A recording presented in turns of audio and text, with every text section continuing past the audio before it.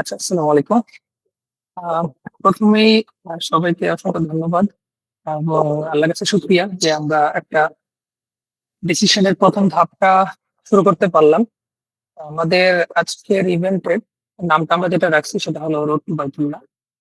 আম আমরা ৪ টা পর্বে চাচ্ছি এই রোড টু বাইতুল্লাহ সিরিজটা ১ম যে ধাপটা সেটা আমরা শেষ করতে। এটা হয়তোবা আমরা চেষ্টা করব আগামী ২ মাসে আমরা এটা কন্টিনিউ করার। আগামী মাসের শেষ পর্যন্ত আমরা ৪ টা পর্ব শেষ করার চেষ্টা করব।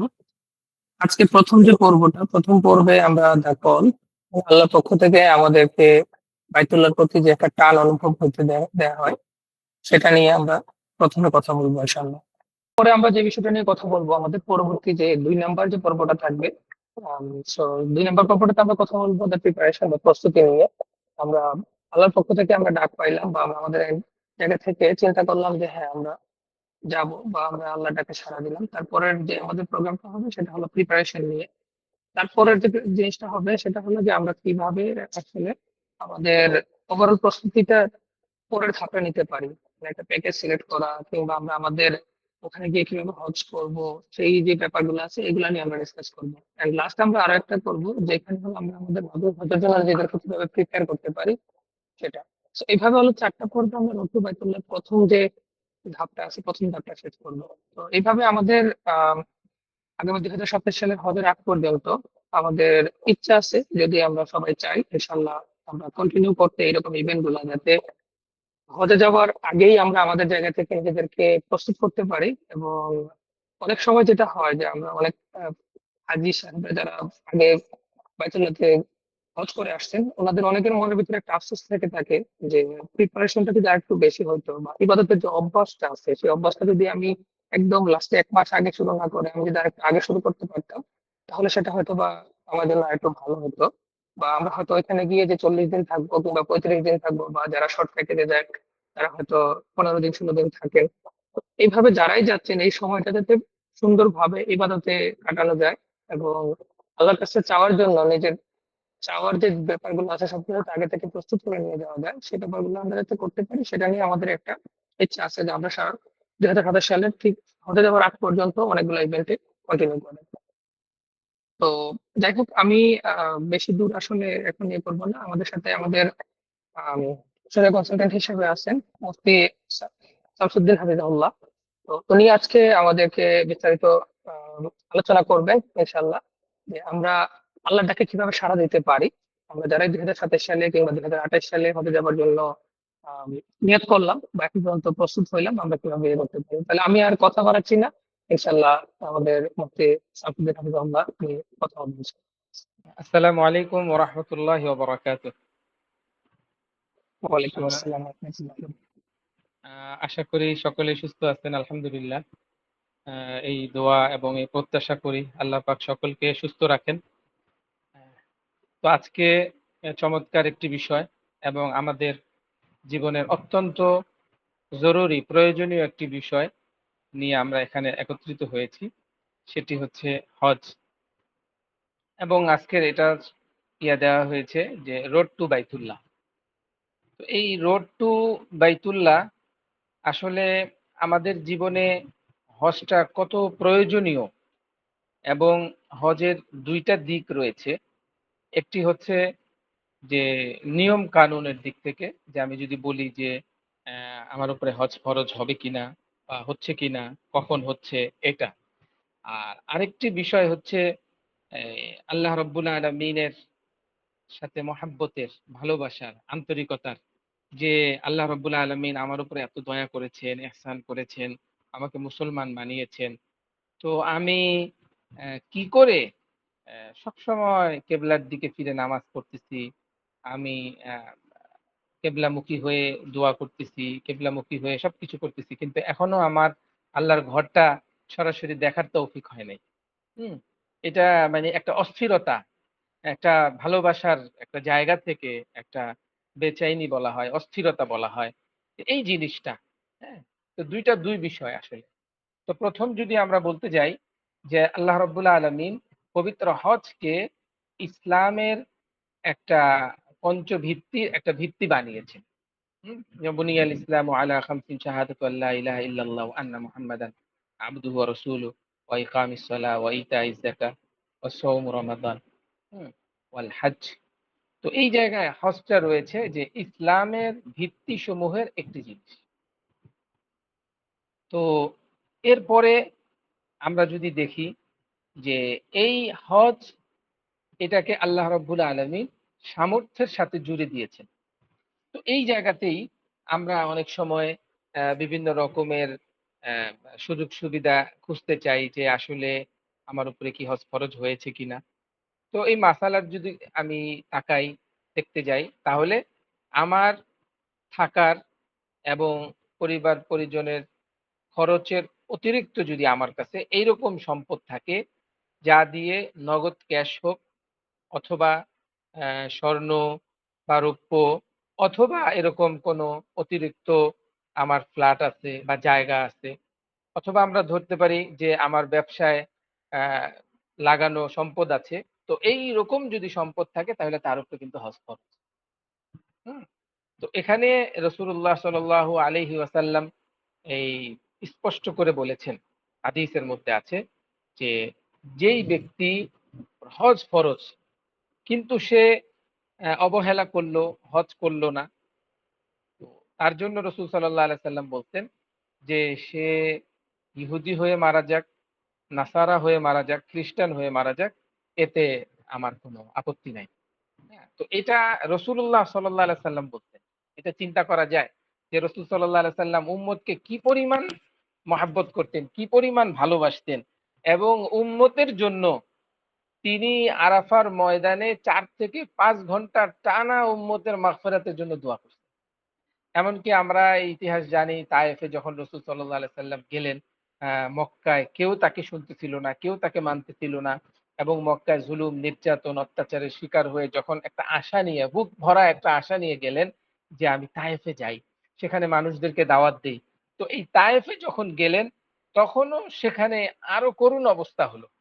কি তাকে ইটপাটকেল করা হলো, রক্তাক্ত করা হলো। রাসূল সাল্লাল্লাহু আলাইহি সাল্লাম হযরত যায়েদ বিন হারেসা রাদিয়াল্লাহু তাআলা আনহুর কাঁধে ভর রেখে তিনি চলতে পারতেছিলেন না, এই অবস্থা। হ্যাঁ, একটা আঙ্গুর বাগানে গিয়ে তিনি আশ্রয় নিলেন। তো ওই সময় জিবরিল আমিনের সাথে পাহাড়ের দায়িত্বে যে ফেরেশতা আছে, এই ফেরেশতা এসে বললেন, "ইয়া রাসূলাল্লাহ, ইয়া হাবিবাল্লাহ, আপনি যদি বলেন তাহলে এই যে তায়েফ যে ২ টা পাহাড়ের মধ্যবর্তী স্থানে রয়েছে, এই ২ পাহাড়কে আমরা মিলিয়ে দিই। অর্থাৎ প্রতিশোধ স্বরূপ তাদেরকে পিষে ফেলি।" তো রাসূলুল্লাহ সাল্লাল্লাহু আলাইহি সাল্লাম, জি। তো যেই কথা বলছিলাম যে রাসূলুল্লাহ সাল্লাল্লাহু আলাইহি সাল্লাম তার বিষয়ে এই কথাটা বলছেন। তো এটা আসলে বড় একটি বিষয়। আর আরেকটি বিষয় হচ্ছে যে আসলে আল্লাহ রাব্বুল আলামিন এই আমাদেরকে একটা দিন দিয়েছেন। তো এই দিনের পালনের মধ্যে আল্লাহ রাব্বুল আলামিন আমাদের জন্য সফলতা রেখেছেন। দুনিয়া ও আখিরাতের কল্যাণ রেখেছেন, দুনিয়া ও আখিরাতের কল্যাণ। তো এই দিনের বিষয়টা যদি আমরা একটু খোলাসা করে বলতে চাই, তাহলে দেখব যে ১ম ঈমানের মাধ্যমে আল্লাহ রাব্বুল আলামিনের উপর আমি একটা বিশ্বাস স্থাপন করলাম। হ্যাঁ? যে আল্লাহ রাব্বুল আলামিন আছেন, রাসূলুল্লাহ সাল্লাল্লাহু আলাইহি সাল্লাম আল্লাহ রাব্বুল আলামিনের প্রেরিত রাসূল। এর মাধ্যমে আমি এটা মানে আল্লাহর সাথে আমার একটা পরিচয় ঘটলো। এরপরে দৈনিক আল্লাহ রাব্বুল আলামিনের সাথে একটা সাক্ষাৎ, একটা দেখাশোনা হওয়া, হ্যাঁ? এবং এটার একটা মাধ্যম আল্লাহ রাব্বুল আলামিন করে দিলেন নামাজের মাধ্যমে। তো এরপরে দেখা যায় যে এই একটা প্রেমিক তার প্রেমিকার জন্য দেখা যায় যে সে খরচ করে। হুম? এবং খরচ করতে সে তখন কোনো দ্বিধা করে না। তো অ্যা ঐরকমই একটা অবস্থা হচ্ছে যাকাতের মধ্যে। এরপরে দেখা যায় যে একটা অবস্থাতে সে খাবার-দাবার সব ভুলে যায় এবং খাবারের প্রতি তার কোনো মানে খেয়ালই থাকে না। তো ঠিক এইরকম একটা ইবাদত হচ্ছে সওম। এরপরে সে এতটাই অ্যা প্রেমাসক্ত হয়ে তারপরে একদম মানি উদ্ভ্রান্তের মতো ঘোরাঘুরি করতে থাকে। তো এইটা একটা চূড়ান্ত পর্যায়, ভালোবাসার একটা চূড়ান্ত পর্যায়। তো ঠিক আমরা যদি হজের বিষয়টা দেখি যে বান্দা যখন হজের নিয়ত করে, এহরাম পরে, তো তখন কিন্তু মানি সমস্ত সৌন্দর্য এটা নিষেধ হয়ে যায়। সে তেল মাখতে পারবে না, সে আতর লাগাতে পারবে না, সে সৌন্দর্য অর্জন করতে পারবে না এবং সে দাড়ি আঁচড়াতে পারবে না। তো এই সমস্ত বিষয়গুলো সেখানে দেখা যায়। তো এটার কারণ কি? কারণ হচ্ছে যে দুনিয়ার সমস্ত কিছু ছেড়ে একমাত্র তার লক্ষ্যবস্তু হয় তখন আল্লাহ রাব্বুল আলামিন, আল্লাহ রাব্বুল আলামিনের রহমত। এবং একটা আশ্চর্যের বিষয় দেখেন যে পৃথিবীর সমস্ত ভালো কাজের মধ্যে রাসূলুল্লাহ সাল্লাল্লাহু আলাইহি সাল্লাম বলেছেন যে আমরা ডান দিক থেকে করব। আমরা ডান দিক থেকে করব। তো রাসূলুল্লাহ সাল্লাল্লাহু আলাইহি সাল্লাম এটা বললেন যে ইন্নাল্লাহা ইউহিব্বুল মায়ামুন বা তায়ামুন, যে আল্লাহ রাব্বুল আলামিন ডান দিক থেকে সবকিছু করাকে পছন্দ করেন। অথচ আমরা দেখি যে আমরা যখন তাওয়াফ করি তো তাওয়াফটা আমরা বাম দিক থেকে শুরু করি। কারণ কি? ইমাম গাজ্জালী রাহমাতুল্লাহ আলাইহি ইহয়া উলুমুদ্দিনের মধ্যে এটা লেখেন যে এই তাওয়াফের মধ্যে একটা সাদৃশ্য হচ্ছে যে আশিক তার মাশুকের জন্য একদম মানে দুনিয়ার সমস্ত কিছু ভুলে সে আল্লাহ পাকের জন্য এই বাইতুল্লাহর তওয়াফ করতে থাকে। আর বাম দিকে বাইতুল্লাহ রেখে এইজন্য তওয়াফ করে যে মানুষের আমরা জানি যে মানুষের বাম কলবে বাম বুকের সেখানে একটা অংশ রয়েছে, সেটাকে কল্ব বলা হয়েছে। তো এই কল্বটা বাম দিকে থাকে। তো যদি আমি এটা ডান দিকে করি তাহলে কাবার সাথে কলবের সাথে দূরত্ব হয়। কিন্তু এটা যদি বাম দিকে করি তো ডান দিকের তুলনায় কাবার সাথে এটার দূরত্বটা অনেকটা কমে যায়। এজন্য এই তওয়াফের মধ্যে দেখা গেছে যে বাম দিক থেকে ঘুরে তওয়াফ করতে হয়। তো যেই কথা বলতেছিলাম যে এটা আসলে বান্দার সাথে আল্লাহ রাব্বুল আলামিনের ভালোবাসার একটা বহিঃপ্রকাশ। বান্দার সাথে আল্লাহ রাব্বুল আলামিনের ভালোবাসার একটা বহিঃপ্রকাশ হচ্ছে হজ। এখন কথা হচ্ছে যে হুজুর হজের আসলে তো অনেক টাকার বিষয়। যে দেখেন ভাই, হজের জন্য আসলে অনেক টাকার বিষয় না। হজের জন্য একটা ইচ্ছার বিষয়। হজের জন্য একটা নিয়তের বিষয়। আমরা যদি ইচ্ছা করি, আমরা যদি নিয়ত করি এবং আমরা যদি আমাদের চেষ্টার সর্বোচ্চটা দেই তাহলে আল্লাহ রাব্বুল আলামিন আমাদের জন্য হজ আসান করে দিবেন। দেখেন বর্তমানে অ্যা ধরেন বিভিন্ন প্যাকেজ আছে। তো বিভিন্ন প্যাকেজেই সর্বোচ্চ এবং সর্বনিম্ন যদি এটার আমরা যদি এভারেজ করি তাহলে ৬ লাখ টাকায় বা ৬.৫ লাখ ৭ লাখ টাকায় হজ করা যায়। তো এই ৬-৭ লাখ টাকা কার নাই? হ্যাঁ? আমাদের এরকম অনেক দেখা যায় যে আমরা নিয়ত করি যে আমাদের বাসার কাজের বুয়াকে আমরা যাকাত দিব বা তাকে কিছু ডোনেশন করব। তো খোঁজ নিলে দেখা যায় যে সে এরকম টাকার মালিক। তাহলে এখন এই যে হজ যে তারও ফরজ সে নিজেও জানতেছে না। সেও যে জাকাত খেতে পারে না সে নিজেও জানতেছে না। এর কারণ কি? কারণ হচ্ছে যে আমরা আসলে মাসলাগুলো ঠিকমতো অনুধাবন করতে পারতেছি না। আর আরেকটি বিষয় হচ্ছে যে আমরা যে অনেক সময় এটা বলি বা আমাদের বাংলাদেশে এই একটা ধারণা আগে ছিল, কিন্তু আলহামদুলিল্লাহ এখন এই ধারণাটা অনেকটা কমে এসেছে। সেটা কি? যে একদম দুনিয়ার সমস্ত কাজ শেষ করে ফারেগ হয়ে তারপরে আমরা হজে যাব। হুম? তো এইজন্য আগে দেখা যেত যে যারা শুধু বৃদ্ধ তারাই হজে যেতেন। কিন্তু আলহামদুলিল্লাহ এখন বিভিন্ন সেমিনার, সিম্পোজিয়াম, বয়ান, বক্তৃতা, আলোচনার মাধ্যমে আমাদের মধ্যে এই একটা শুরু হয়েছে আলহামদুলিল্লাহ। এখন নওজোয়ানরাও হজে যেতে শুরু করেছেন। আর আরেকটি বিষয় হচ্ছে যে এতগুলো টাকা হজে যাচ্ছে। আরে ভাই, এই টাকাগুলো কোত্থেকে যাচ্ছে? এই টাকাগুলো তো আল্লাহ রাব্বুল আলামিনের দেওয়া টাকার থেকে যাচ্ছে। পবিত্র কোরআনে যত জায়গায় আল্লাহ রাব্বুল আলামিন খরচ করার কথা বলেছেন, সব জায়গায় আল্লাহ রাব্বুল আলামিন বলেছেন মিম্মা রাযাকনাহুম অথবা মিম্মা রাযাকনাহুম, যে আমি যেই রিজিক তোমাদেরকে দিয়েছি বা আমি যেই রিজিক তাদেরকে দিয়েছি সেখান থেকে তারা খরচ করবে। সেখান থেকে তোমরা খরচ করো। তো আসলে এই রিজিক তো আল্লাহ পাকের দেওয়া। হ্যাঁ? এবং আল্লাহ পাক চাইলে এটা মুহূর্তের মধ্যে শেষ করে দিতে পারেন। আল্লাহ পাক চাইলে এটা আরো বাড়িয়ে দিতে পারেন। রাসূলুল্লাহ সাল্লাল্লাহু আলাইহি ওয়াসাল্লাম এক হাদিসের মধ্যে ইরশাদ করেন, তাবিউ বাইনাল হজ্জ ওয়াল উমরাহ। তোমরা একের পর এক হজ এবং উমরা করতে থাকো। তাহলে এটার জন্য রাসূলুল্লাহ সাল্লাল্লাহু আলাইহি ওয়াসাল্লাম ২ টা উপকারের কথা বলেন। হ্যাঁ? রাসূলুল্লাহ সাল্লাল্লাহু আলাইহি ওয়াসাল্লাম বলেন, ফা ইন্নাহুমা ইয়ানফিয়ানিল ফাকরা ওয়াজ যুনুবা। আসলে যেই ২ টা জিনিস, হ্যাঁ, আমাদেরকে কুরে, কুরে খায় এবং যেই ২ টা জিনিসের অনুপস্থিতির কারণে আমরা দুনিয়া ও আখিরাতের কল্যাণকে হারিয়ে ফেলি। যেই দুইটা জিনিস থাকলে আমাদের দুনিয়া ও আখেরাতের কল্যাণ। দুনিয়াতেও আমরা সুখে শান্তিতে থাকতে পারবো, আখেরাতেও আমরা সুখে শান্তিতে থাকতে পারবো। তো এই হজ এবং ওমরা একের পর এক করতে থাকলে আল্লাহ রাব্বুল আলামিন এই দুইটি জিনিস আমাদেরকে দান করবে। কি সেটি? রাসূলুল্লাহ সাল্লাল্লাহু আলাইহি ওয়াসাল্লাম বলতেছেন, ফাইন্নাহুমা ইয়ানফিয়ানিল ফাকরা ওয়াদ দুনুবা। দেখেন, দরিদ্র, হ্যাঁ, এবং এই অর্থনৈতিক অসচ্ছলতা, এটা কিন্তু বড় একটা আযাব, এটা কিন্তু বড় একটা মুসিবত। তো এইটার কারণে অনেকেই সচ্ছলভাবে স্বাচ্ছন্দ্যে চলতে পারে না। হ্যাঁ? অনেকে দান খয়রাত করতে পারে না। অনেক ভালো কাজের মধ্যে শরিক হতে পারে না। হ্যাঁ? এবং দেখা যায় যে অনেক রকম অভাব থাকে। রাসূলুল্লাহ সাল্লাল্লাহু আলাইহি সাল্লাম এই অভাব থেকে আল্লাহ রাব্বুল আলামিনের কাছে আশ্রয় প্রার্থনা করেছেন।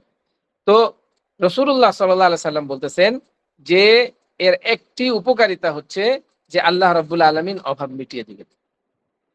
এটা কত বড় একটা বিষয়। হ্যাঁ? যদি আমার অভাব মিটে যায় এবং আমি যদি মনের দিক থেকে এবং বাহ্যিক দিক থেকে আমি যদি ধনী হয়ে যাই এবং আমি যদি নিজের পরিবার পরিজনের জন্য খরচ করি, সেটাও সদকা। আমি যদি অসহায় দুর্বলদের জন্য খরচ করি, সেটাও সদকা। এবং আমি যদি কোনো ইসালে সওয়াব করে যে কারো জন্য করি আমার আত্মীয়স্বজন, সেটাও সদকা। এবং আমি যদি সাদকায়ে জারিয়া হিসাবে কোনো কিছু রেখে যাই, তাহলে সেটাও আমার সদকা। আমার ইন্তেকালের সাথে, সাথে সমস্ত আমল শেষ হয়ে যাবে। কিন্তু এই আমলগুলো জারি থাকবে। এবং এর মাধ্যমে আমরা আখিরাতের কল্যাণও লাভ করতে পারবো। দুনিয়ার শান্তি এবং আখিরাতের কল্যাণও লাভ করতে পারবো। এবং আরেকটি জিনিস রাসূলুল্লাহ সাল্লাল্লাহু আলাইহি সাল্লাম যেটি বললেন, সেটি হচ্ছে যে আল্লাহ রাব্বুল আলামিন গুনাহসমূহকে মাফ করে দিবেন। দেখেন, আমরা প্রত্যেকটি মুহূর্তে, হ্যাঁ, পদে, পদে আমরা গুনাহ করছি। গুনাহের মধ্যে জর্জরিত। অথচ হাদিসের মধ্যে আছে যে আল্লাহ পাকের রহমত এবং এই গুনাহ হচ্ছে আল্লাহ পাকের লানত। এই ২ টি জিনিস একসাথে হতে পারে না। তো হজ এবং উমরার মাধ্যমে আল্লাহ রাব্বুল আলামিন এই গুনাহসমূহকে মিটিয়ে দেন। রাসূলুল্লাহ সাল্লাল্লাহু আলাইহি সাল্লাম এর একটা সুন্দর দৃষ্টান্ত দেন নবজাতক শিশুর সাথে। একটি নবজাতক শিশু, তার চেহারার মধ্যে এরকম একটি ভালোবাসা, এরকম একটি মহাব্বত আল্লাহ রাব্বুল আলামিন ঢেলে দেন যে একদম চরম শত্রু তাকে দেখে তার প্রতি একটি মানি আ তার প্রতি কি বলে? একটা ভালোবাসা তৈরি হয় এবং একটা নরম হয়ে যায়। তো আল্লাহ রাব্বুল আলামিন এবং ওই বাচ্চাটার নবজাতকের কোনো গুনাহ থাকে না। হ্যাঁ? এবং সে নিষ্পাপ হয়। তো রাসূলুল্লাহ সাল্লাল্লাহু আলাইহি সাল্লাম বলতেছেন, "মান হাজ্জা লিল্লাহ ফালাম ইয়ারফুস ওয়ালাম ইয়াফসুক রাজাআ কায়াউমিন ওয়ালাদাতহু উম্মুহু।" যে আল্লাহ পাকের জন্য হজ করল এবং সেখানে সে কোনো পাপাচারে লিপ্ত হলো না, ঝগড়া বিবাদে লিপ্ত হলো না। তো সে যেন হজ করে ফিরে আসলো। কেমন? যে একটি নবজাতক শিশুর মতো। নবজাতক শিশু যেমন মাসুম, নিষ্কলুষ, তার কোনো গুনাহ নেই। তো একজন হাজী, সে এরকম নিষ্পাপ হয়ে ফিরে আসলো। এটা তো মানি পরিচ্ছন্ন হওয়ার এটা একটা দলিল। তো আল্লাহ রাব্বুল আলামিনের কাছে আমরা খুব করে দোয়া করি যে আল্লাহ রাব্বুল আলামিন যেন আমাদেরকে বারবার হজ এবং উমরা করার তৌফিক দান করেন। এবং যে কথাটা বলতেছিলাম যে হজ এবং উমরা করলে আল্লাহ রাব্বুল আলামিন ধনী বানিয়ে দেন। আল্লাহ রাব্বুল আলামিন সচ্ছলতা দান করেন। আল্লাহ রাব্বুল আলামিন স্বাচ্ছন্দ্য চলার মতো তৌফিক দান করেন। রাসূলুল্লাহ সাল্লাল্লাহু আলাইহি সাল্লামের কাছে রাসূল সাল্লাল্লাহু আলাইহি সাল্লামের একজন প্রিয় সাহাবী আসলেন। প্রিয় সাহাবী এসে বললেন, "ইয়া রাসূলাল্লাহ, আমি আপনার কাছে বাইয়াত হতে চাই ইসলামের উপরে।" তো রাসূল সাল্লাল্লাহু আলাইহি সাল্লাম বললেন, যে হাত বাড়িয়ে দিলেন, বললেন, "হে আমর বিন আস, যে তুমি আমার হাতের উপরে হাত রাখো, আমার হাতের উপরে তুমি বাইয়াত হও।" তো রাসূলুল্লাহ সাল্লাল্লাহু আলাইহি সাল্লাম হাত বাড়িয়ে দিলে হযরত আমর ইবনুল আস রাদিয়াল্লাহু তাআলা তিনি আবার হাতকে গুটিয়ে নিলেন। তো রাসূল সাল্লাল্লাহু আলাইহি সাল্লাম কিছুটা আশ্চর্য বোধ করলেন। যে, "কি ব্যাপার আমর? তুমি হাত গুটিয়ে নিলে?" তখন হযরত আমর ইবনুল আস রাদিয়াল্লাহু তাআলা তিনি বললেন, "ইয়া রাসূলুল্লাহ, আমি একটি শর্ত করতে চাই।" তখন রাসূল সাল্লাল্লাহু আলাইহি ওয়াসাল্লাম তাকে বললেন যে, "আমর, মাযা তাশতারিতু? তুমি কি শর্ত করতে চাও?" তো তিনি বললেন যে, "আমি যে আপনার হাতে ইসলাম গ্রহণ করব, আমি তো আমার অনেক গুনাহ রয়েছে। আল্লাহ রাব্বুল আলামিন কি আমার এই গুনাহগুলোকে মাফ করবেন?" তখন রাসূলুল্লাহ সাল্লাল্লাহু আলাইহি ওয়াসাল্লাম বললেন, আমর তুমি কি জানো না আন্নাল ইসলাম ইয়াহদিমু মা কানা ক্বাবলাহু, ইসলাম পূর্ববর্তী সমস্ত গুনাহকে মিটিয়ে দেয়। ওয়া আন্নাল হিজরা তাহদিমু মা কানা ক্বাবলাহা, এবং হিজরতের পূর্বের যত গুনাহ আছে সমস্ত গুনাহগুলোকে মিটিয়ে দেয়। এরপরে হযরত রাসূলুল্লাহ সাল্লাল্লাহু আলাইহি সাল্লাম বললেন যে ওয়া আন্নাল হাজ্জা ইয়াহদিমু মা কানা ক্বাবলাহু, হজের পূর্ববর্তী সমস্ত গুনাহ হজের মাধ্যমে মিটে যায়। এজন্য এটা মানে অনেক বড় একটি আমল। আল্লাহ রাব্বুল আলামিন আমাদের সবাইকে এই আমলগুলো করার তৌফিক দান করেন এবং হজের জন্য প্রস্তুতি গ্রহণ করার তৌফিক দান করেন। এখন আমরা আসি যে আসলে আমাদের মধ্যে এই হজ এমন একটি আমল, যেই আমলটি করলে আল্লাহ রাব্বুল আলামিনের নৈকট্য লাভ করা যায়। যেই আমলটি হযরত ইব্রাহিম আলাইহিস সালাতু ওয়াস সালাম সহ রাসূলুল্লাহ সাল্লাল্লাহু আলাইহি সাল্লাম সহ আল্লাহ রাব্বুল আলামিনের খুব নৈকট্যপ্রাপ্ত বান্দা যারা, তাদেরই এই হজটি করার তৌফিক হয়েছে এবং আল্লাহ রাব্বুল আলামিন তাদেরকে মাফ করে দিয়েছেন। বিশেষত আরাফার দিনের একটা ফজিলত আছে। আরাফার দিন বলা হয় ইয়াউমুল আরাফা, ৯ জিলহজ, যেই দিন হজের অন্যতম একটি ফরজ হচ্ছে উকুফে আরাফা, মানে আরাফার ময়দানে অবস্থান করা। আমি ওই লম্বা চূড়া ওই দিকে যাচ্ছি না যে আরাফার ময়দানকে আরাফা কেন বলা হয়, ওইখানে কি হুকুম এবং কেন ওইখানে ইয়া করতে হয়। তো আমি শুধু আরাফার দিনের ফজিলতটি বলছি। রাসূলুল্লাহ সাল্লাল্লাহু আলাইহি সাল্লাম বলেন যে আরাফার দিনে আল্লাহ রাব্বুল আলামিন যেই পরিমাণ বান্দাকে মাফ করেন, এর থেকে অধিক পরিমাণ আল্লাহ পাক আর কোন সময় বান্দাকে মাফ করেন না। এবং আল্লাহ রাব্বুল আলামিন আরাফার দিন ফেরেশতাদের সাথে বান্দাকে নিয়ে গর্ব করতে থাকেন। তো এই যে আরাফার দিন রাসূলুল্লাহ সাল্লাল্লাহু আলাইহি সাল্লাম এত ফজিলতের কথা বললেন। আরেকটি হাদিস মনে পড়েছে যে আরাফার দিন রাসূলুল্লাহ সাল্লাল্লাহু আলাইহি ওয়াসাল্লাম দেখলেন ফেরেশতাকে ধূলিমলিন। ফেরেশতার চেহারা একদম বিশ্রী হয়ে আছে এবং সে মাটি নিয়ে তার কপালের মধ্যে মাটি মাখতেছে। অর্থাৎ সে হতাশ, সে নিরাশ হয়ে গেছে। কেন? ওই যে বান্দাকে আল্লাহ রাব্বুল আলামিন মাফ করে দিয়েছেন। তো এই জায়গায় যদি আমরা যুক্তির দিকে তাকাই, তাহলে আমরা দেখব যে ফেরেশতার তো আসলে এই তার চেহারাটা মলিন হওয়ার কথা ৯ তারিখে না ১০ তারিখে।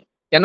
১০ তারিখে হ্যাঁ, আমরা একটা আমল করে থাকি হজের। সেটা হচ্ছে বলা হয় শয়তানকে পাথর নিক্ষেপ করা, জামারা। এবং এটা ১১ তারিখেও হয় এবং এটা ১২ তারিখেও হয়।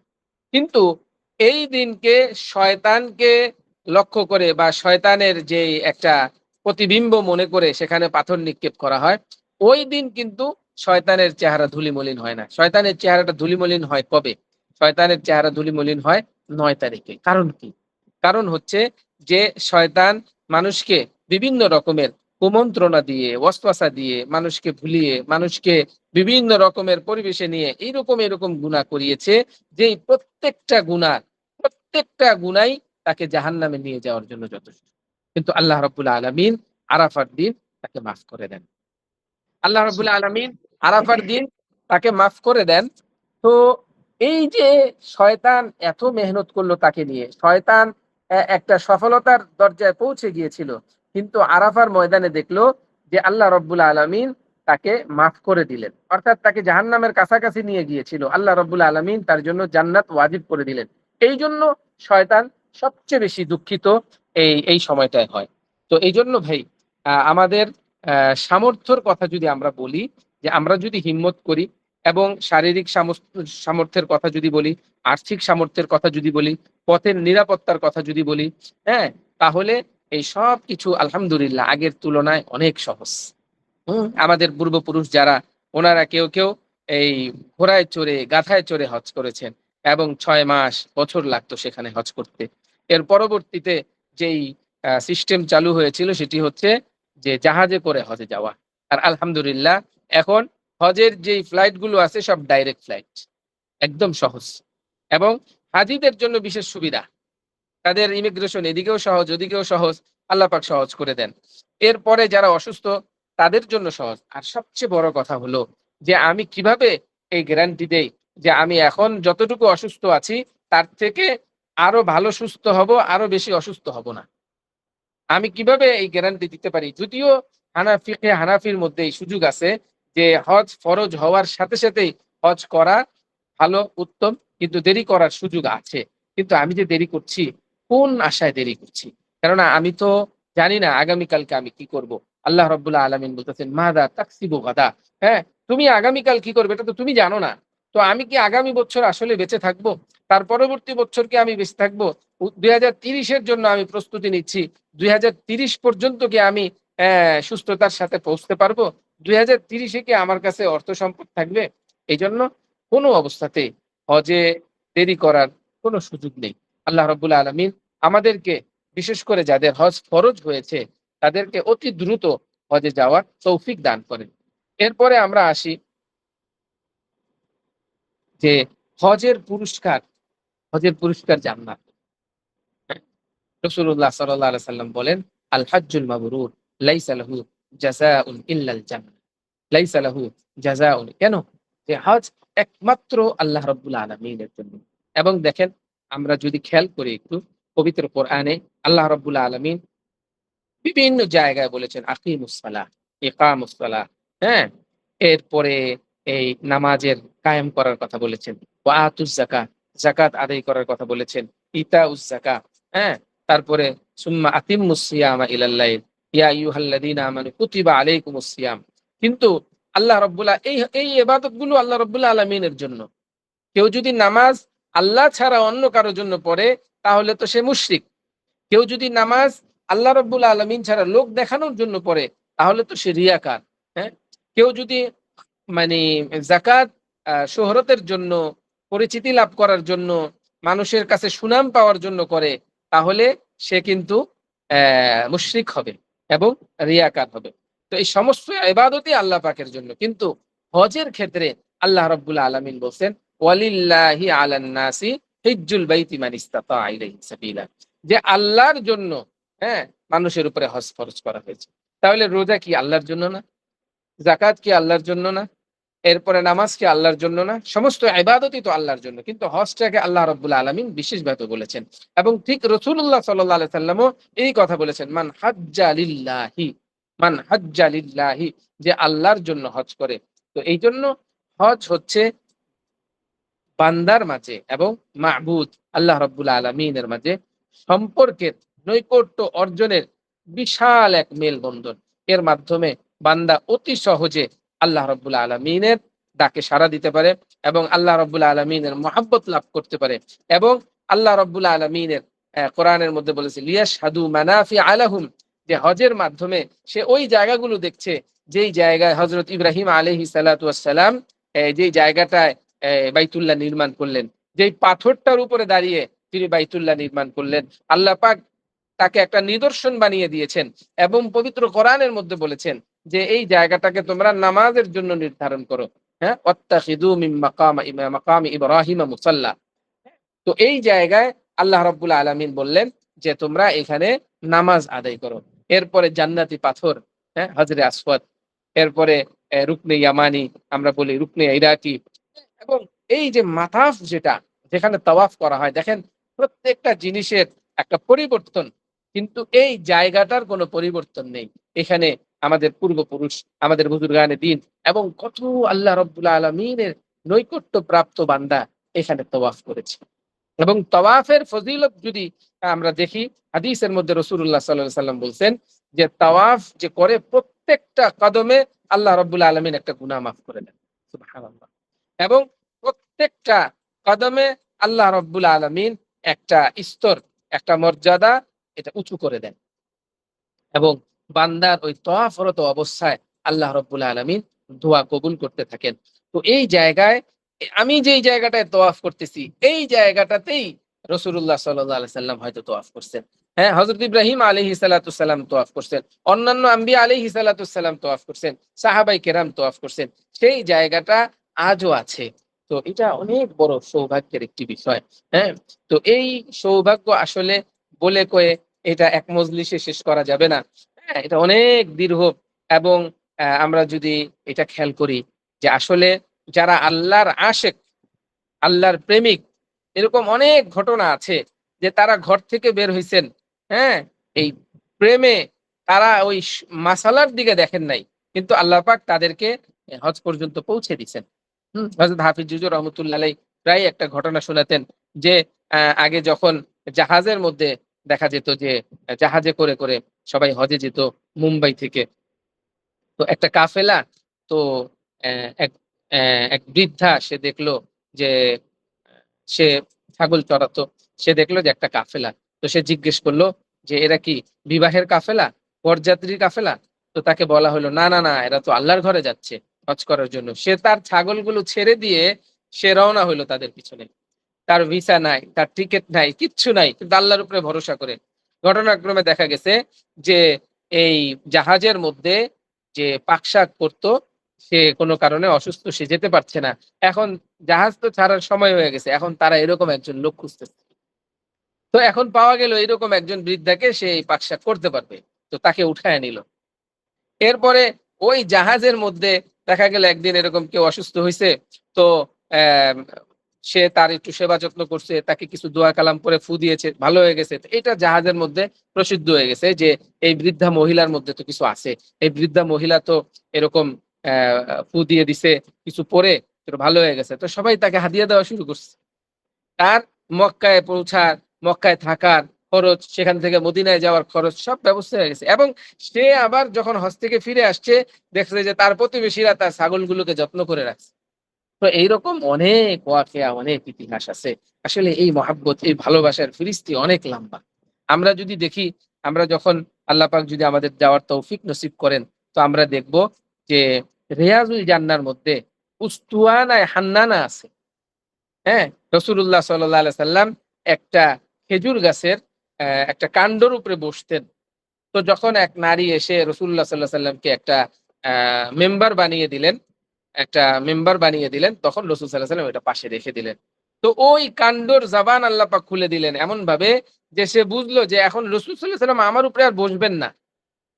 তো সে মানে এটা আল্লাহ পাকের আল্লাহ রাব্বুল আলামিন কখন কার জবান চালু করে দেন, হ্যাঁ? কাল কিয়ামতের ময়দানে আমাদের হাত, আমাদের চামড়া কথা বলবে। ক্বালু আনতাকানাল্লাহু আল্লাযী আনতাকা কুল্লা শাই।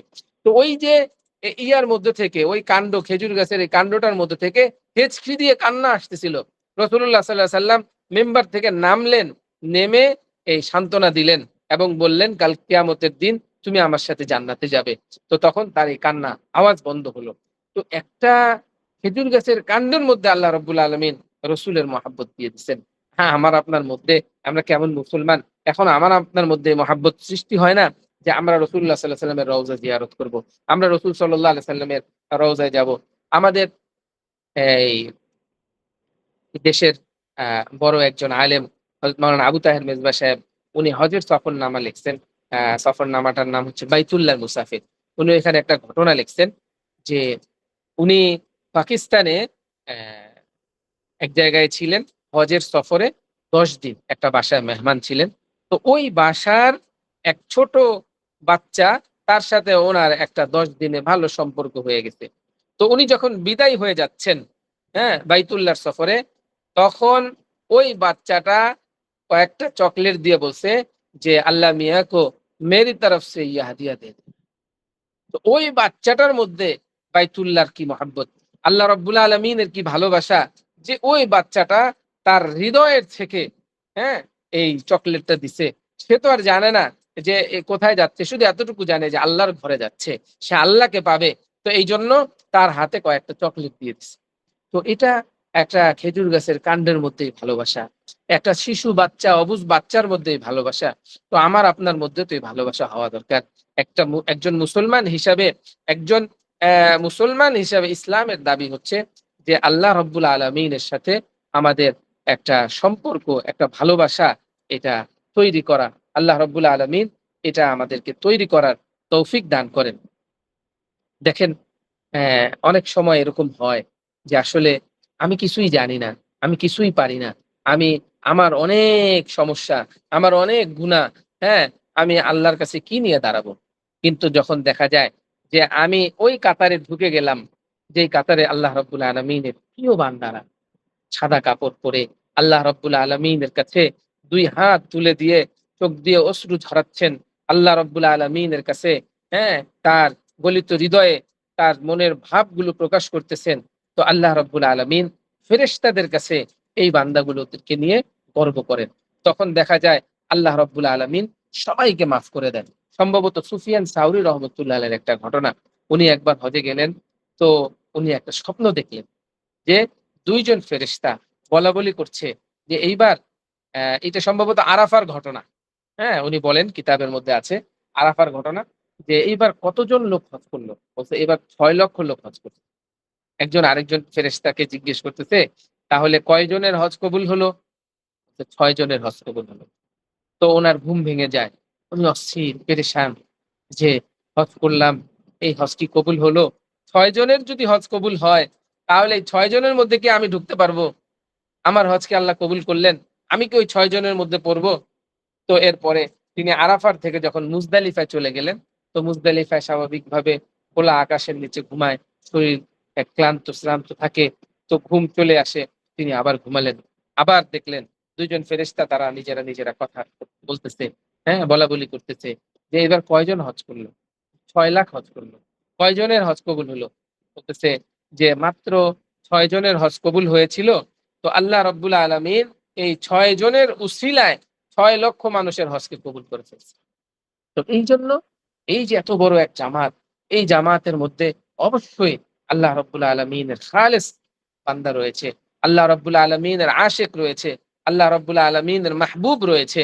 আল্লাহ পাক তাদেরকে নিয়ে গর্ব করেন। এরকম অনেক বান্দা আছে। রাসূলুল্লাহ সাল্লাল্লাহু আলাইহি সাল্লাম বলেন, "কাম মিন মা'রুফিন ফিল আরদি মাজহুলুন ফিস সামা ওয়া কাম মিন মাজহুলুন ফিল আরদি মা'রুফুন ফিস সামা।" যে এইরকম অনেক মানুষ আছে সেলিব্রিটি যারা দুনিয়াবাসী তাদেরকে চিনে, সারা দুনিয়া তাদের পিছনে দৌড়ায়, কিন্তু আসমানওয়ালারা তাকে চিনে না। আবার এইরকম দুনিয়ার মধ্যে খালার চট পড়া, একদম শুষ্ক অসহায়, গরিব, ক্ষুধার্ত, এরকম অনেক আল্লাহর বান্দা আছে যাদেরকে দুনিয়াবাসী চিনে না, দুনিয়ার কেউ তাদেরকে জিজ্ঞাসা করে না, কিন্তু আসমানবাসীরা তাদেরকে চিনে। কেন? যে তারা আল্লাহ পাকের খালেস বান্দা, এবং যে আল্লাহ পাকের বান্দা হয়, তো আল্লাহ পাক তার জন্য সমস্ত কিছু সহজ করে দেন।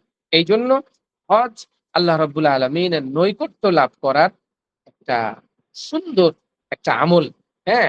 এবং হজের মধ্যে এই কষ্ট আছে। এই প্রত্যেকটা কষ্টে আল্লাহ রাব্বুল আলামিন বান্দার মর্যাদা অনেক উঁচু করতে থাকেন। এইজন্য আ আমাদের প্রত্যেকের উচিত যে নিজেরা হজ করা, এবং আমাদের আত্মীয়স্বজন যারা আছে, যারা এখনো এই বিষয়গুলো বুঝে না, তাদেরকে এটা বুঝানো। আসলে কে কখন মারা যায় বলা যায় না। হ্যাঁ? কার কখন মৃত্যু আছে। তো এইজন্য আল্লাহ রাব্বুল আলামিনের কাছে খুব দোয়া করা। আল্লাহ রাব্বুল আলামিনের কাছে খুব কান্নাকাটি করা, এবং আল্লাহর কাছে চাওয়া যে, "আল্লাহ, আপনি আপনার ঘর বাইতুল্লাহ না দেখায় আমাদেরকে নিয়ে।" এই যে আমরা বিভিন্ন সময়, হ্যাঁ, এই ঈদের নামাজ বলেন, এরপরে জুমার নামাজ বলেন বা যেকোনো নামাজ বলেন, হ্যাঁ, আমরা কাবার দিকে ফিরে পড়ি। কিন্তু ওই কাবাটা আমার স্বচক্ষে দেখার তৌফিক হলো না। হ্যাঁ? তো এটা আসলে আমার কাছে এটা অত্যন্ত বেদনাদায়ক একটা বিষয়। যে আল্লাহ রাব্বুল আলামিনের এত বান্দাকে আল্লাহ রাব্বুল আলামিন নিচ্ছেন, দয়া করে নিচ্ছেন। এরকম হাজারো মানুষ যাচ্ছে যাদের সামর্থ্য নাই, যাদের অর্থ নাই, তারাও যাচ্ছেন। তো আমি কেন যেতে পারব না?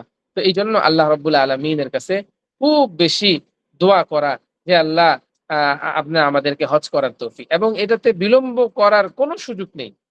এবং দেখেন আস্তে হজের বিষয়টি মানে কঠিন হচ্ছে, এবং বিভিন্ন রকমের বিধিনিষেধ আসতেছে।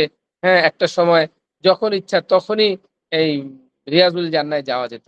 তো এখন এই সমস্ত জিনিসগুলো কিন্তু কঠিন হচ্ছে, এবং সারা দেশের থেকে সারা বিশ্বের থেকে কিন্তু মানুষ আসতেছে।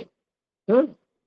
এবং আল্লাহ রাব্বুল আলামিন হযরত ইব্রাহিম আলাইহিস সালাতু ওয়াস সালামকে ওই ধু মরুভূমির মধ্যে যে ঘোষণা দিতে বলেছিলেন, সেই ঘোষণা কিন্তু এমনভাবে আল্লাহ রাব্বুল আলামিন পবিত্র কোরআনে দিলেন যে সেই ঘোষণা এখন প্রত্যেক মিম্বরে আলোচনা হয়। আজকে আমরা এই মিটিং এর মধ্যে আলোচনা করতেছি, এবং এই আলোচনা কিয়ামত পর্যন্ত চলতে থাকবে। এই আলোচনা প্রত্যেকটা মুমিন মুসলমানের কানে পৌঁছতে থাকবে। তো এর মধ্যে যারা সৌভাগ্যবান, যারা আল্লাহ রাব্বুল আলামিনের প্রিয়, যারা আল্লাহ রাব্বুল আলামিনের মাহবুব, তাদের অন্তর এটা নাড়া দিবে। হ্যাঁ? তাদের অন্তরের মধ্যে এই আওয়াজ পৌঁছবে। তারা নিয়ত করবে। তারা আল্লাহ রাব্বুল আলামিনের কাছে দোয়া করবে। আল্লাহ রাব্বুল আলামিন তাদেরকে আল্লাহর ঘর দেখাবেন। আল্লাহর ঘর পর্যন্ত পৌঁছাবেন। এইজন্য আমরা খুব এই বিষয়গুলোতে দোয়া করি। আল্লাহ রাব্বুল আলামিন আমাদের তৌফিক দান করেন। হ্যাঁ? আর যে সমস্ত বিষয় আছে ইনশাআল্লাহ ভাই তো বললেন যে ওগুলো পরবর্তী ধাপে ইনশাআল্লাহ আমরা আলোচনা করব। যে আমরা কোথায় যেতে পারি, কার মাধ্যমে যেতে পারি, হ্যাঁ? কি জিনিস খেয়াল করা দরকার, হজে যাওয়ার আগে কি প্রস্তুতি নেওয়া দরকার। ইনশাআল্লাহ এগুলো আমাদের ভাই ইনশাআল্লাহ আলোচনা করবেন। তো সবাইকে অ্যা জাযাকুমুল্লাহ এবং লম্বা সময় থাকার জন্য সবাইকে আন্তরিক অভিনন্দন ও মোবারকবাদ। আসসালামু আলাইকুম ওয়া রাহমাতুল্লাহি ওয়া বারাকাতুহু। ওয়ালাইকুম আসসালাম রাহমাতুল্লাহি ওয়া বারাকাতুহু। আচ্ছা, কারো যদি কোনো প্রশ্ন থেকে থাকে সেক্ষেত্রে আমরা মনে হয় যেহেতু প্রফেসর আছেন সামনে, আমরা প্রশ্ন করতে পারি। যদি কারো কোনোরকম কোনো প্রশ্ন থেকে থাকে আমরা প্রস্তুতিমূলক বা শরিয়া ভিত্তিক কোনো প্রশ্ন যদি থেকে থাকে সেটা আমরা করতে পারি ইনশাআল্লাহ।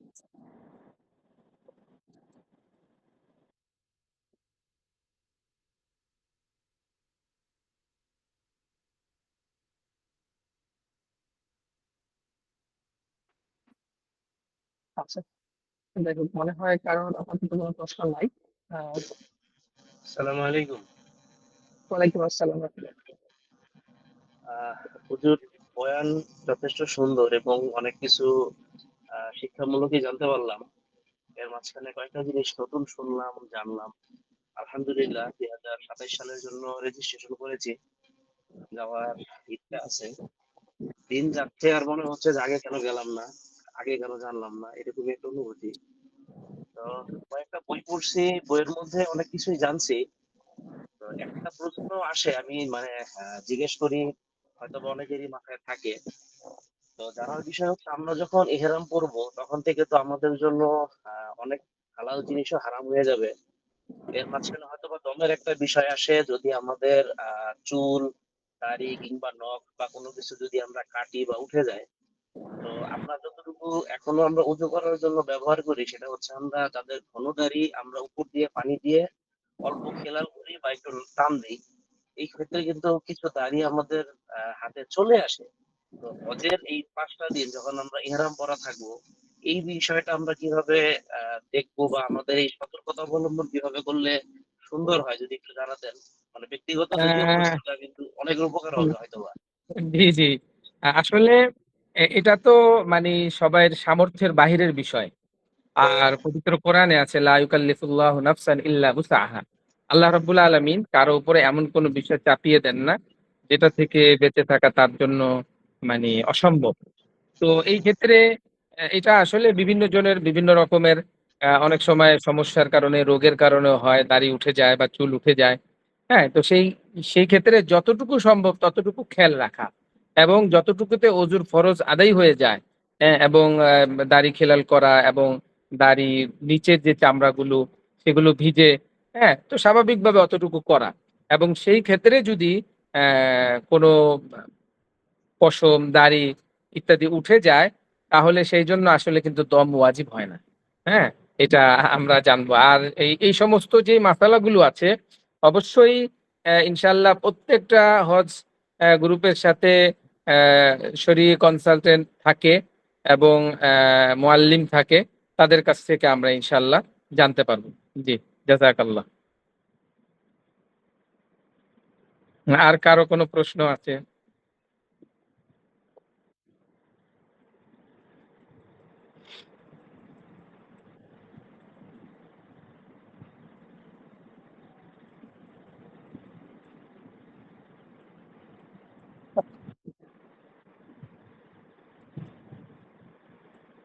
আচ্ছা, সো হয়তোবা আর প্রশ্ন নাই, বা প্রশ্ন থাকলে ইনশাল্লাহ আমাদেরকে করতে পারেন, অসুবিধা নেই। আমরা যেহেতু একটা গ্রুপে আছি এখানে আমাদের আমরা জি জি আরেকটা প্রশ্ন ছিল, যদি সময় থাকে তাহলে বলতে পারি। জি, জি, জি। জি বলুন। এখন আমরা অনেকেই, যে আপনি প্রথমে বলছেন যে যারা বিভিন্ন প্যাকেজে যায়, যে শর্ট প্যাকেজ, শিফটিং প্যাকেজ। তো যদি শর্ট প্যাকেজে কেউ যায়, যেমন আমি ওইভাবে চেষ্টা করতেছি। তো আমরা যতটুকু জানি যে আমরা কোরবানি যেটা আমরা হজ মৌসুমে করি, হজের সময় করি, সেটা হচ্ছে শকরে দম। তো জি। আমরা যেটা ওই সময় তো আমাদের উপরে কোরবানি ওয়াজিব, কিন্তু আমরা যদি শর্ট প্যাকেজে যাই তাহলে আমরা না থাকবো হচ্ছে মক্কায় 15 দিনের বেশি, বা না থাকবো হচ্ছে মদিনায় 15 দিনের বেশি। ওই ক্ষেত্রে কি আমাদের ওয়াজিব কোরবানিটাকে আমরা আদায় করব, নাকি আমাদের মুসাফির হিসেবে আমরা গণ্য হব ওই সময়ে? জি, সুন্দর একটা প্রশ্ন করেছেন। প্যাকেজ শর্ট হোক অথবা লং হোক, আমি দেখব যে আমি যখন এই ইয়াতে আছি তখন আমার উপরে কি কুরবানি ওয়াজিব কিনা। তো যদি কুরবানি ওয়াজিব হয় তাহলে তো কুরবানি দিব, আর যদি কুরবানি ওয়াজিব না হয় তাহলে কুরবানি আমরা দিব না। বাকি নফল কুরবানি আমরা দেশে বাসায় ইত্যাদিতে আমরা দিতে পারি, সেটা ভিন্ন মাসালা। আর যেটাকে আপনি বলছেন যে দমে শুকুর, তো দমে শুকুর আসলে ওইটা কুরবানি না। হ্যাঁ, আসলে নিয়ম হলো এরকম যে আপনি বাইতুল্লাহ যাচ্ছেন, শুধু হজ করবেন, তো শুধু হজই করলেন, কিন্তু আপনি একই এহরামে হজের নিয়ত করলেন এবং ওমরারও নিয়ত করলেন, অথবা আপনি ওমরার নিয়ত করে ফারেগ হয়ে গেলেন, এরপরে আবার হজের নিয়ত করলেন। তো এই যে দুইটা সিস্টেম যে আমি বললাম, এই দুই প্রকার হজের নাম হচ্ছে হজ্জে কিরান এবং হজ্জে তামাত্তু। তো এই দুই শ্রেণীর যারা হাজি তাদের উপরে শুধুমাত্র দমে শুকুর এই একটা দম ওয়াজিব হয়। আসলে এটাকে আমরা কুরবানি বলি, আসলে এটা কুরবানি না। হ্যাঁ, এরপরে আর আরেক রকম হজের বিষয় আছে, সেটা হচ্ছে হজ্জে ইফরাদ। সেখানে শুধুমাত্র হজের এহরাম বেঁধে হজ করা, তো সেখানে কি হয় না, এই দমে শুকুরটা লাগে না। তো এটা আলাদা জিনিস এবং কুরবানি হচ্ছে আলাদা জিনিস। তো এখন আপনি যদি মুসাফির হন তাইলে অবশ্যই আপনার উপরে কুরবানি আবশ্যক না এবং কুরবানি আপনাকে করা লাগবে না। জি, কিন্তু দমে শুকর আপনি যদি হজ্জে তামাত্তু বা হজ্জে কেরান করেন তাহলে দমে শুকরটা অবশ্যই আপনাকে দিতে হবে। জি, জাযাকাল্লাহ, বুঝতে পারলে? জি।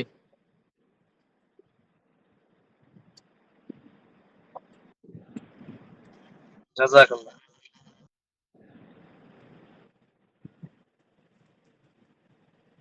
আচ্ছা, তাহলে আমরা আশা করতেছি যে ওস্তাদের কাছ থেকে আমাদের প্রথম এপিসোডে আমাদের যে গোলটা ছিল, আমাদের ইচ্ছা ছিল যে আমরা সর্বমোট 4টা জিনিস করব টোটাল। কারণ আমি যদি একটু আপনাদেরকে দেখাই, কারণ আমাদের এইভাবে হচ্ছে প্রস্তুতিটা নেওয়ার ইন্টেনশন যে আমরা 4টা করব আগামী 2 মাসের ভিতরে। প্রথম পর্বটা আজকে আমরা প্রস্তুত করলাম যে আমরা কিভাবে আসলে আল্লাহ আমাদের মনের ভিতরে একটা প্রস্তুতিমূলক ব্যাপার, আল্লাহ কোনোভাবে হয়তো আমাদের মনের ভিতরে একটু সাড়া জাগাচ্ছেন যে হ্যাঁ, আমরা 27-এ যাইতে পারি কিংবা 28-এ যাইতে পারি, মানে হজটা করা উচিত। এই যে আল্লাহর পক্ষ থেকে একটা সিগন্যাল, এই সিগন্যালটা আমরা বুঝতে পারি কিনা এবং বুঝতে পেরে আমরা নিজেদেরকে কিভাবে প্রিপেয়ার করবো এটা। তো পরবর্তী আমাদের যে এপিসোডটা হবে, প্রস্তুত আমাদের এটা নিবেন, সেটা হলো যে আমরা প্রস্তুতিটা কিভাবে নিব। তো সেটা আমরা খুব দ্রুতই ডেটটা ফিক্স করে ফেলবো ইনশাল্লাহ। আমরা আগামী সপ্তাহে নিবো নাকি আগামী একটা সপ্তাহ গ্যাপ দিয়ে পরের সপ্তাহে করবো, সেটা আমরা ডেটটা জানাই দিব ইনশাল্লাহ। আর তারপরে আমরা একটা পর্ব নিব, সেটা হচ্ছে সিদ্ধান্তের ব্যাপারটা, আমরা কিভাবে আসলে ফাইনাল প্রস্তুতিটা নিব বা এই ব্যাপারটা। আর তারপরে একটা থাকবে আমাদের যাত্রা। এটাতে যেটা হবে যে আমরা যেটা হয় যে বিভিন্ন এজেন্সি গুলোর সাথে আমরা যখন রেজিস্ট্রেশন করে থাকি বা আগে আমরা যখন বিভিন্ন বছর বিভিন্ন আমাদের পরিচিত অনেক হাজিদেরকে যাইতে দেখি, ওনাদের যেটা হয় যে হজে যাওয়ার 15 দিন আগে বা 1 মাস আগে শুধুমাত্র একটা ট্রেনিং করানো হচ্ছে, একটা বা দুইটা সেশন নিয়ে। বাট আমাদের ইচ্ছা হলো যে আমরা এখন থেকে যেহেতু প্রিপারেশন নিচ্ছি বা এখন থেকে যেহেতু আমরা চিন্তা করতেছি, তো সারা বছর ধরেই আমরা কিভাবে নিজেদেরকে একটু প্রস্তুত করতে পারি সেটা নিয়ে ইয়ে করা। তো এখন আমরা যদি আজকের সেশনের শেষ দিকের জায়গাতে আসি, তাহলে আপনাদের অনেকের যে প্রশ্ন বা অনেকের মনে যে ব্যাপারটা থাকে, সেটা হলো যে আসলে প্যাকেজের যে কনফিউশনটা থাকে, প্যাকেজ আসলে কি আছে বা কিভাবে কি হয় না হয়, এরকম অনেকগুলো ব্যাপার থাকে। তো এখানে মানে বেসিক্যালি যেটা হয় যে দুই রকম প্যাকেজ থাকে, একটা হচ্ছে শিফটিং আর একটা হচ্ছে নন শিফটিং। তো শিফটিং আর নন শিফটিং এর ভিতরে তফাৎটা হলো কি, যে শিফটিং এ মক্কাতে আলাদা আলাদা দুইটা জায়গাতে থাকা হয়। প্রথমে যাওয়ার পরে একটা হোটেলে, তারপর মদিনাতে যাওয়া হয়, মদিনা থেকে এসে আবার আরেকটা হোটেলে থাকা হয়। তো এই শিফটিং প্যাকেজে যেটা হয় যে জার্নিটা শুরু হয় একদম শুরু থেকে, যখন বাংলাদেশ থেকে ফ্লাইটের শিডিউল গুলো স্টার্ট হবে একদম প্রথম দিকে যাওয়া হয়। আর প্রথম দিকে যাওয়ার কিছু বেনিফিট আছে, অন্যতম সেরা যে বেনিফিট সেটা হলো আমরা তখন বাইতুল্লাহ বা মাতাবের 4-5টা পাবো একদম ফাঁকা, কারণ তখন অনেক আগে যাওয়া হয়, প্রায় মাসখানেক আগে যাওয়া হয়। মাসখানেক আগে যাওয়া হওয়ার কারণে তখন দেখা যাচ্ছে যে খুব বেশি মানুষ থাকে না। আবার যারা শেষ নন শিফটিং প্যাকেজে যান ওনাদের যেটা হয় যে শেষ মুহূর্তের দিকে যাওয়া হয়তো 10-15 দিন আগে নেওয়া হয়, দেন হলো যে ওখানে 20-25 দিন থাকা হয়, তারপরে আবার মদিনার দিকে যাওয়া হয়। এইভাবেই হলো যে জিনিসগুলো করা হয়। তো শিফটিং আর নন শিফটিং এর যদি আমরা ধরি, সেক্ষেত্রে এক নজরে যদি আমরা দেখি যে রেসিডেন্ট ট্রাভেলস এর সাথে, মানে আমাদের পার্টনার যারা আছেন রেসিডেন্ট ট্রাভেলস, আমাদের হজ লাইসেন্স হলো 62 আলবাকা ট্রাভেলস এর আন্ডারে। তো এই যে আমাদের প্যাকেজ এই বছরের জন্য আমরা যে প্যাকেজ গুলো ঘোষণা করছি রেসিডেন্ট ট্রাভেলস এর পক্ষ থেকে, সেটার মধ্যে জার্নি শুরুটা হবে শিফটিং এর 5,70,000 দিয়ে, এবং আমাদের শর্ট প্যাকেজ যেটা এটা হলো যে 8 লাখ পর্যন্ত। আমাদের এইভাবেই জিনিসটা করা হয়েছে যাতে করে আমাদের সামর্থ্যের যে ব্যাপারটা আছে সেটাও থাকে, পাশাপাশি আমাদের কমফোর্টের যে ব্যাপারটা থাকে সেটাকে আমরা কিভাবে ইয়ে করতে পারি। তো ইকোনমি প্যাকেজের কথা যদি আমি যদি একটু ইন আ নাটশেল একটু ছোট্ট করে বলি, তাহলে এই যে এইরকম যে মক্কাতে আমাদের আহ, সবগুলা প্যাকেজে যেগুলা আমাদের শিফটিং, মক্কাতে থাকা হবে 20 থেকে 25 দিন। পরবর্তীতে আমরা মদিনাতে যাব, 8 থেকে 9 দিন আমরা ওখানে থাকবো। তারপরে আমরা আবার মক্কাতে ব্যাক করবো, কিন্তু মক্কাতে আসার পরে আমরা বাইতুল্লাহর একদম কাছে না থেকে মিনা বা জামারাতের পাশে কোন একটা হোটেলে ওইখানে ওঠা হবে। তো এখানে আমরা যে এই 5 দিন হজের 5 দিন আছে, এই 5 দিন বাদ দিয়ে তার আগে পরে মিলাই 3 থেকে 5 দিন ওই দিকে কোন একটা হোটেলে থাকা হবে। সেম হলো যে স্ট্যান্ডার্ডে যদি আমরা চিন্তা করি এই ক্ষেত্রে সেম, শুধুমাত্র তফাৎটা যেটা হবে সেটা হলো যে প্যাকেজের হোটেলেরটা যেটা থাকবে, হোটেলের দূরত্বটা। এখানে যেমন বেসিক যে প্যাকেজটা আছে সেই প্যাকেজে হোটেল মক্কাতে প্রায় 1 কিলোমিটার থেকে 1.2 কিলোমিটার এরকম হবে, মদিনাতে 800 থেকে 1 কিলোমিটার হবে, 800 মিটার থেকে 1 কিলোমিটার। আর যেটা স্ট্যান্ডার্ড হবে সেটাতে মসজিদুল হারামের বাইরে চত্বর থেকে 550 থেকে 750-এর ভিতরে, আর মদিনাতে 100 থেকে 300, যেটাকে মার্কাজি এরিয়া বলে। আর ইয়েতে আমাদের মিনার আশেপাশে যে জায়গা সেখানে আমরা সেম জায়গায় থাকবো। আর স্ট্যান্ডার্ড ফিক্সড একটা প্যাকেজ আছে আমাদের, একটা হলো স্ট্যান্ডার্ড যেটা লং 30 থেকে 35 দিনের, সেটা হজের 10 থেকে 12 দিন আগে ফ্লাইট হবে। আর মক্কাতে যেটা থাকবে হোটেল থাকবে সেটা হলো আমাদের যে আহ, সেই ব্যাপারটা এখানে থাকবে যে আমাদের 500 থেকে 700 মিটারের মতো, আর মদিনাতে আমাদের মার্কাজিয়ার ভেতরে থাকবে। আর হোটেলটা হওয়ার জন্য আমরা হোটেলটা মানসম্মত হোটেলে থাকবে। আর প্রিমিয়াম যেটা হবে সেটা হলো যে একদম কাবা চত্বরের পাশে থাকা হবে, এটা হচ্ছে শিফটিং প্রথম দিকে যেটা যাওয়া হবে। সেটা সাফওয়া টাওয়ার হতে পারে বা ক্লক টাওয়ার হতে পারে বা ইলাফ কাইন্ড হতে পারে, এই টাইপের যেটাতে আহ, খালি থাকা সাপেক্ষ ওরকম একটা নেওয়া হবে মদিনায়, মার্কাজি এরিয়াতে নেওয়া হবে। আর আরেকটা হচ্ছে শর্ট প্যাকেজ। শর্ট প্যাকেজে যেটা হবে, শর্ট প্যাকেজের এটা প্রিমিয়াম প্যাকেজেরই একটা পার্ট। এটা হলো মক্কাতে 7 থেকে 9 দিন থাকা হবে সাফওয়া বা ক্লক টাওয়ারে, তারপর মদিনাতে 1 দিনের জন্য যাওয়া হবে শুধু। আর হজের যে সময়টা আছে, হজের সময়টা হজ জন্য যে ইয়েটা থাকে।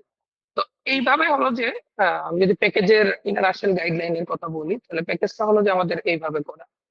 তো প্যাকেজের ব্যাপারটা এত বেশি ডিটেলস আমরা এখন বলতেছি না, কারণ প্যাকেজের ব্যাপারটা এই ইয়েটা আমি গ্রুপে দিয়ে দিব আমরা, যাতে আপনারা আরেকটু আইডিয়া নিতে পারেন।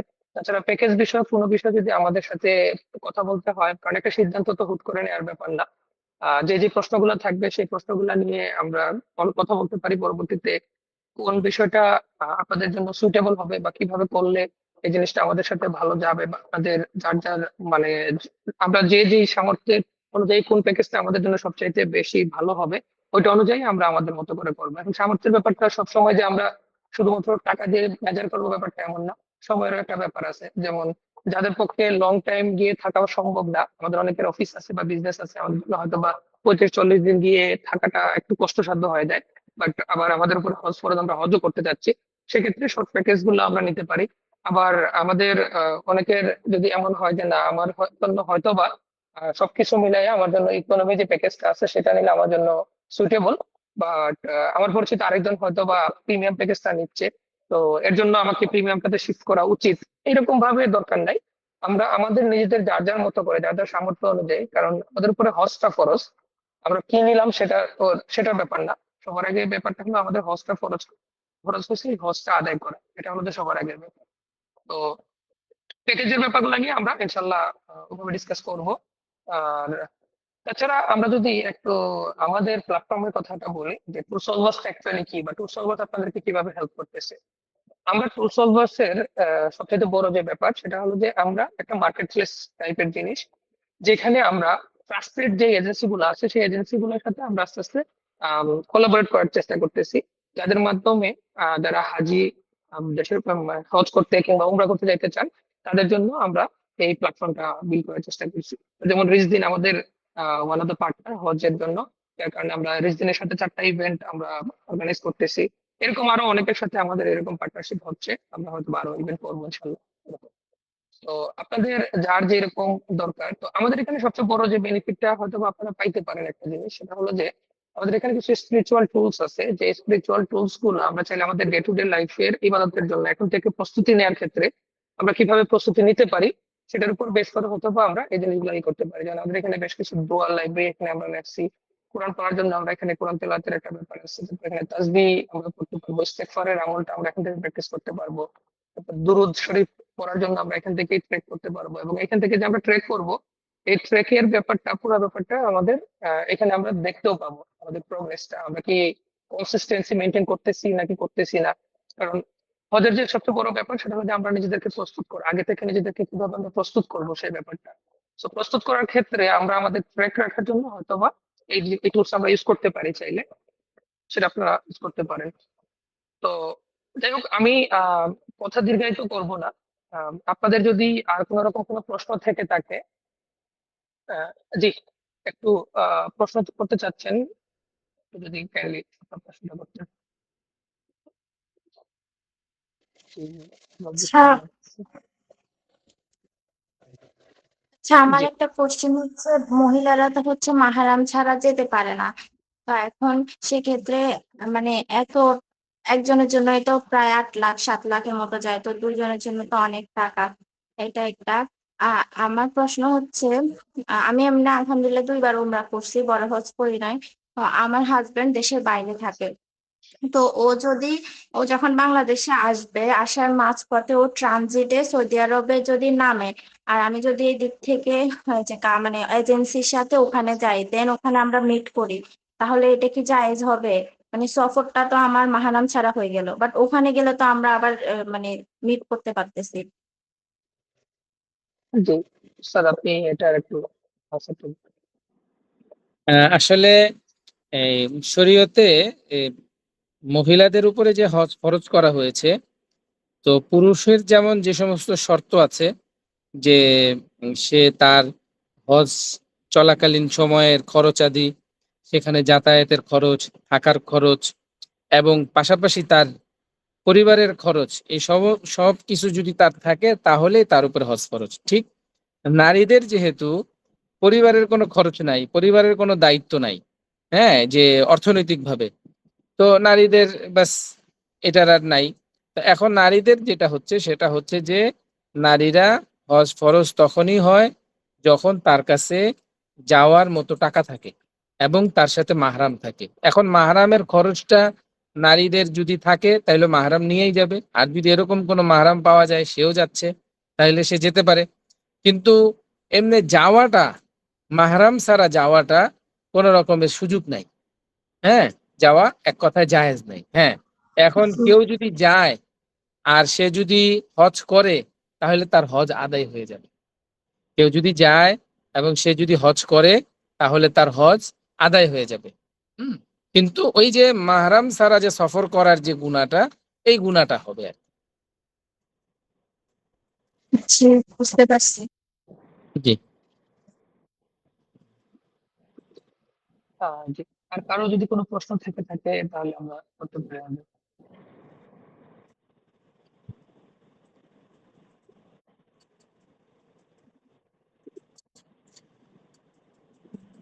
আচ্ছা, আহ তাহলে আমরা অনেকে আসছিলাম, আপনাদের অনেকগুলো প্রশ্ন ছিল, এর মধ্যে থেকে কিছু প্রশ্ন আছে যেগুলো আমাদের পরবর্তী এপিসোড গুলোতে কাভার হবে, যেমন হজে মাবরুর আমরা কিভাবে আহ, প্রস্তুতি নিলে আমাদের হজটা মাবরুর হজে পরিণত হবে। তো এই বিষয়গুলো নিয়ে আমাদের পরবর্তী এপিসোডে আলোচনা হবে, যার কারণে আজকের টপিকে আমরা এই জিনিসটা একটু ভাবে রাখি নাই।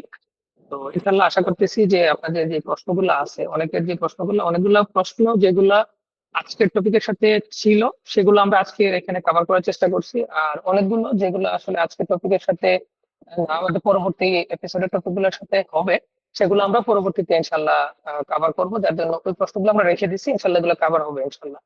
আপনারা যে প্রশ্নগুলাই করে রাখছিলেন আমার ফর্মের সাথে, সেগুলো প্রত্যেকটা জিনিসই আমরা ইনশাল্লাহ কভার করবো আর কি। আর আপনাদের যদি কারো কোনো রকম আদার্স প্রশ্ন থেকে থাকে, সেই ক্ষেত্রে আপনারা তো আমাদের গ্রুপে আছেন, আমরা আমাদের গ্রুপে চেষ্টা করবো আপনাদের জন্য কিছু রিসোর্স শেয়ার করার, যাতে আপনাদের প্রস্তুতিটা আর একটু ইজিয়ার হয়, আর একটু ফাস্টার হয়, এবং সুন্দরভাবে প্রস্তুতিটা নেওয়া যায়।